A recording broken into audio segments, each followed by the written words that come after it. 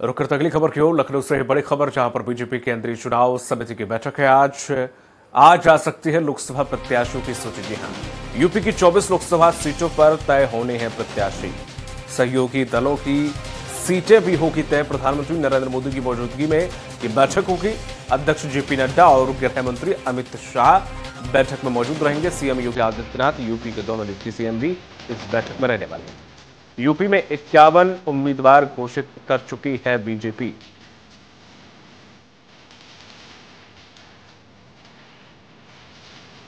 केंद्रीय चुनाव समिति की बैठक आज। लोकसभा प्रत्याशियों की सूची जारी हो सकती है। 24 लोकसभा सीटों पर तय अभी होने हैं नाम। सहयोगी दलों की सीटें भी इसमें तय होंगी। किसको कितनी सीटें दी जाएंगी। प्रधानमंत्री नरेंद्र मोदी की मौजूदगी में ये बैठक हो रही है और अध्यक्ष जेपी नड्डा, गृह मंत्री अमित शाह और प्रधानमंत्री नरेंद्र मोदी, सीएम योगी, यूपी के दोनों डिप्टी सीएम इस बैठक में मौजूद रहेंगे।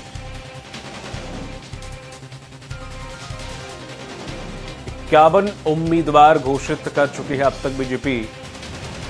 24 के नाम अभी बाकी। बीजेपी केंद्रीय चुनाव समिति की बैठक आज।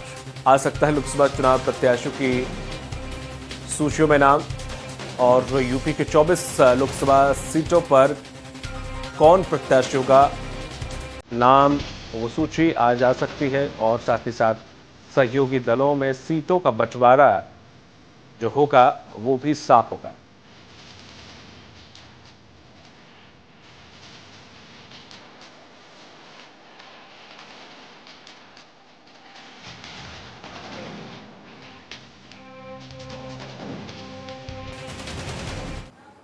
अधिक जानकारी के साथ जुड़ गए हैं सहयोगी घनश्याम निशांत चौरसिया। निशांत, जिस तरह से देखा जाए घनश्याम, इस पूरे मामले में अब तक 24 सीटों के नाम बकाया हैं। सहयोगी दलों में किसको कितनी सीटें मिल सकती हैं, कौन कौन से सहयोगी दल अभी हैं जो कि बकाया हैं जिनकी सीटें देना, और साथ ही साथ कौन से नाम इस सूची में जारी हो सकते हैं, संभावना है कि यह फलाना आदमी का नाम इस सूची में शामिल हो सकता है एज ए प्रत्याशी।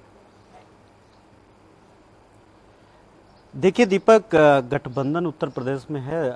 अपना दल यस यानी सोनेलाल पटेल वाली, जिसमें अनुप्रिया पटेल है, वो पिछली बार 2 सीटों पे चुनाव लड़ी थी। इस बार भी उन्होंने 2 सीटों पे चुनाव लड़ने का फैसला किया है। इसके अलावा आरएलडी जो अभी हाल ही में एनडीए घटक दल का हिस्सा बनी है, वो 2 सीटों पे दावा किया था। 2 सीटों पे उन्होंने भी अपने प्रत्याशियों की घोषणा कर दिया है। और सुभाषपा, जो कुछ ही दिन पहले मंत्री भी बनाए गए हैं, सुभाषपा चीफ, वो भी लोकसभा चुनाव लड़ेंगे। घोसी से अपने बेटे अरविंद राजभर को उन्होंने टिकट दिया है। वो 1 सीटों पे गठबंधन के तहत उत्तर प्रदेश में चुनाव लड़ेंगे। चौथी पार्टी होती है निषाद पार्टी। हालांकि निषाद पार्टी जो है खुद अपने सिंबल पे चुनाव नहीं लड़ रही है। निषाद पार्टी के जो राष्ट्रीय अध्यक्ष हैं उनको डॉक्टर संजय निषाद मंत्री भी हैं उत्तर प्रदेश में। उनके बेटे प्रवीण निषाद जो पिछली 2 बार से सांसद हैं, उनको टिकट दिया है और फिर से उनको रिपीट करेगी संत कबीर नगर से। हालांकि वो भारतीय जनता पार्टी के सिंबल पर चुनाव लड़ते हैं। तो ये जो गठबंधन है, गठबंधन की सभी सीटें साफ हो गई है कि कौन कितनी सीटों पे चुनाव लड़ रहा है, कहां से लड़ रहा है। रही बात इसके बाद 80 सीटों में 51 सीटों पे घोषणा भारतीय जनता पार्टी ने कर दिया, जिसमें बाराबंकी सरीखे कुछ सीटें हैं जहां पे बदलाव देखने के लिए मिल सकता है। लेकिन इसके अलावा जो पीलीभीत और सुल्तानपुर की सीट है, मोनिका गांधी और वरुण गांधी को, इसको लेकर के काफी ज्यादा कसमकस दिखाई दे रहा है अभी भी। और अगर बात करें तो बाकी के जो 24 सीटें हैं, 51 सीटें पहले, 24 सीटें ये, पूरे 75 सीटों पे भारतीय जनता पार्टी चुनाव लड़ेगी। 5 सीटें गठबंधन के खाते में गई है, अन्य दलों में 2-2 सीटों को लेकर के। तो ऐसे में जो 75 सीटों में 24 सीटें हैं, उन पे आज तस्वीर साफ होते हुए दिखाई देगी, क्योंकि 27 तारीख को ही पहले चरण का नामांकन खत्म हो जाएगा। 3 दिन बीत चुका है, अभी तक भारतीय जनता पार्टी की तरफ से किसी भी प्रत्याशी ने नामांकन नहीं किया है पहले चरण को लेकर के। तो ये कयास लगाया जा रहा है कि आज सीईसी के बैठक के बाद जो लिस्ट जारी होगी, उसमें अन्य जो 24 सीटें हैं उत्तर प्रदेश की, और खास तौर पे जो पहले चरण की सीटें हैं, उन सभी सीटों पे तस्वीर भारतीय जनता पार्टी साफ कर देगी। हालांकि तमाम ऐसे सुल्तानपुर, देवरिया और देवरिया सरीखे ऐसे कई सीटें हैं जहां पे बदलाव की बात की जा रही है कि वहां पे भारतीय जनता पार्टी अपने मौजूदा सांसद का टिकट काट सकती है। हालांकि अगर पहले 51 सीटों की बात करें तो 51 सीटों पे महज 5 लोगों का नाम उन्होंने बदले थे। बाकी के सभी प्रत्याशियों की जो तस्वीरें हैं वो सब के सब रिपीट की गई है। यानी भारतीय जनता पार्टी ने अपने जितने भी प्रत्याशी पुराने प्रत्याशी हैं उन पे ही दोबारा विश्वास किया था। उसका सबसे बड़ा कारण यह है कि भारतीय जनता पार्टी लगातार ये मैसेज कन्वे करने की कोशिश कर रही है कि जो उनके सांसद है उन्होंने काफी मेहनत किया है, जो सांसद है उन्होंने पूर्ण रूप से काम किया है, ऐसे में उनको फिर से हम लोग रिपीट कर रहे हैं।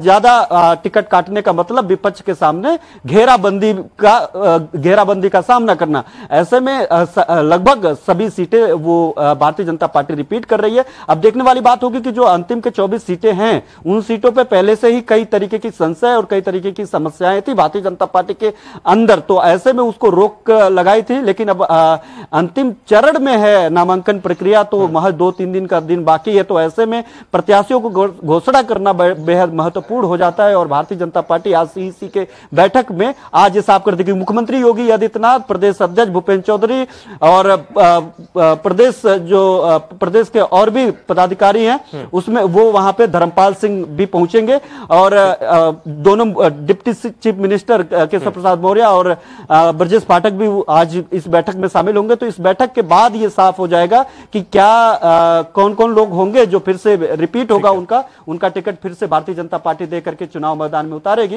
किन लोगों का इस बार निराशा हाथ लगेगी, किनका काटा जा सकता है। लेकिन बाराबंकी की जो सीट है, बाराबंकी के जो सांसद है वो एक कथित वीडियो वायरल होने के बाद उन्होंने केंद्रीय नेतृत्व से जाकर के मिले थे। उसके बाद वहीं से बैठ करके उन्होंने ट्वीट किया था कि जब तक हम निर्दोष साबित नहीं हो जाते तब तक हम चुनाव नहीं लड़ेंगे, इसलिए हम अपना टिकट वापस करते हैं। तो उन्होंने तो एक मैसेज कन्वे कर दिया था, मैसेज ड्रॉप कर दिया था कि वो चुनाव नहीं लड़ेंगे उस आरोप के बाद। तो उसके बाद की जो सीटें हैं वो काफी महत्वपूर्ण है। खास तौर पर मैं फिर से रिपीट करूंगा कि वरुण गांधी का पीलीभीत और सुल्तानपुर से मेनका गांधी का, क्योंकि वरुण गांधी लगातार सरकार खिलाफ बात करके, सरकार के नीतियों के खिलाफ बात करके काफी हाइप कर चुके हैं, सरकार के काफी मामलों में किरकिरी कर चुके हैं। और ऐसे में उनके पहले नामांकन के अधिसूचना लगने के पहले दिन उनके निजी सचिव ने 4 सेटों में जाकर के नामांकन पत्र खरीदा था। ये कयास लगाए जा रहे थे कि और अभी भी लगाए भी जा रहे हैं कि अगर भारतीय जनता पार्टी उनको टिकट नहीं देती है तो वो निर्दलीय चुनाव लड़ सकते हैं।